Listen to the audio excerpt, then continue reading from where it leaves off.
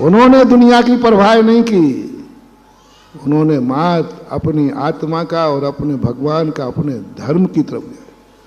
हमारे गुरु महाराज की विशेषता थी, उन्होंने कभी दुनिया की परवाह वो सुनते ही नहीं थे। हम लोग कभी सुनाते थे तो एक बार आचार्य श्री को हम लोगों ने सुनाया कि देखो महाराज जी वो लोग ऐसा कह रहे थे, तो आचार्य श्री ने कहा सुनो, उन लोगों ने कहा कि नहीं कहा ये तो मैंने नहीं सुना, लेकिन तुमने कहा ये जरूर मैंने सुना है। तो हमारे मन को अशांत उसने किया कि तुमने किया? अरे ऐसा थप्पड़ मारा जम के, हम लोगों सब लोग बैठे थे। तो आचार्य ने कहा कि उसने ऐसा कहा होगा, कहा होगा, कहते रहते, पर उसने मेरे कान में तो मुझे तो अशांत नहीं किया ना। उसने अपना अशांत किया, अपना मुंह अशांत किया, अपना मन अशांत किया, लेकिन उसने एक काम अच्छा किया कि उसने पीठ पीछे बुराई की, मेरा मन अशांत।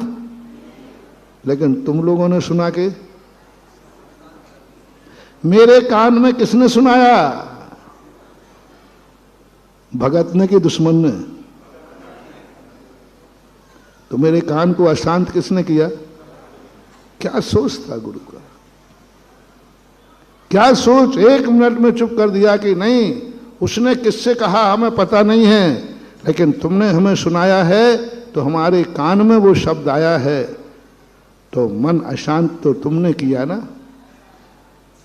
मैं अशांत होऊंगा नहीं, मैं तो तुम्हें शिक्षा दे रहा हूं।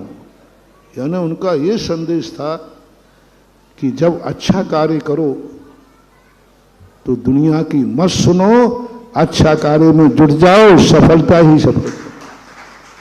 यदि आचार्य श्री दुनिया की सुनते तो ना तो भाग्योदय होता, ना अपनी शांति धारा होती, और ना ये बोलो ना भगवानों का मंदिर होता, ना कुंडलपुर, ना बीनावारा, ना बहुत दुनिया की ऐसी कुछ भी बात नहीं थी, करते गए। आज महानुभाव जिनको समझ आ गई हो, उनके लिए कम से कम इन सब निमित्तों के द्वारा जो अपने ऊपर उपकार हुए हैं, इन सब उपकारों को दीपक बना लें, और एक दीपक को ऐसा रूप बना दें कि ये दीपक बुझने ना पाए। हम में जलाने की शक्ति नहीं है, लेकिन जलते हुए दीपक की सुरक्षा करने की तो शक्ति होना चाहिए। हम दीपक को नहीं जला सकते, क्योंकि जलाने के लिए बहुत कुछ साधना करना पड़ती है, लेकिन जलते हुए दीपक को ज्यादा नहीं करना, एक चिमनी सुरक्षा करना है। महावीर स्वामी ने हमें मोक्ष मार्ग दिया, हम मोक्ष मार्ग नहीं बना सकते, हम रास्ता नहीं बना सकते, हमारे पास रास्ता बनाने की क्षमता नहीं है इस कलयुग में।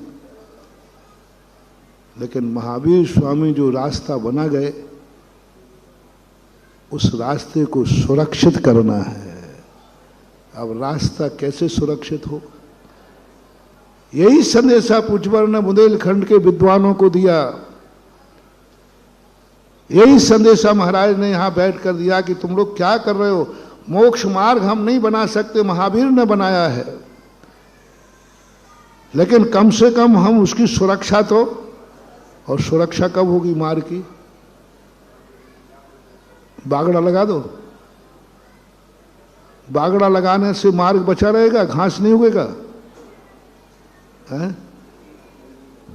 मार्ग की सुरक्षा का अर्थ है हम मार्ग नहीं बना सकते हैं, लेकिन मार्ग पर प्रतिदिन चलते रहोगे तो मार्ग सुरक्षित रहेगा, चलने से सुरक्षित होगा, चलने से सुरक्षित होगा। हम थोड़ा सा व्रत लेकर के चलेंगे तो ये मत समझो कि उस व्रत से तुम्हें मोक्ष मिल जाएगा, नहीं, उस व्रत लेने से महावीर स्वामी के बनाए हुए मोक्ष मार्ग सुरक्षित हो जाएगा। यदि निरंतर मुनि पंचम काल में मोक्ष नहीं है, पक्का है।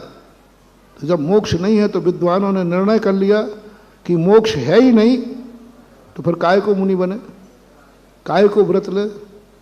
तब आचार्य श्री का एक ही संदेश था, मोक्ष तो नहीं है लेकिन मोक्ष मार्ग तो, हमें मोक्ष मिले या ना मिले लेकिन हमारे चलने से मोक्ष मार्ग सुरक्षित हो जाएगा।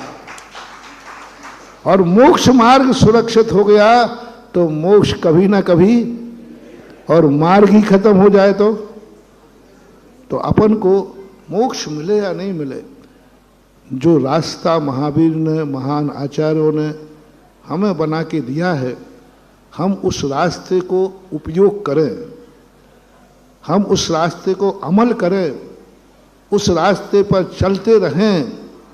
नहीं कहीं जाना है, नहीं कहीं जाना है, नहीं कहीं जाना है तो टहलते रहो। टहलने से कम मार पर घास तो नहीं होगी। धर्म को, कई लोग कहते हैं महाराज हमें धर्म समझ में नहीं आता, मन नहीं लगता, कोई बात नहीं, करो, टहलते रहो। कहीं नहीं जाना है तो टहलो, कम से कम मार्ग सुरक्षित बना रहेगा। टहलने से भी बन जाता है, बिना मन के भी मंदिर आओगे तो कोई बात नहीं, कम से कम मंदिर का रास्ता तो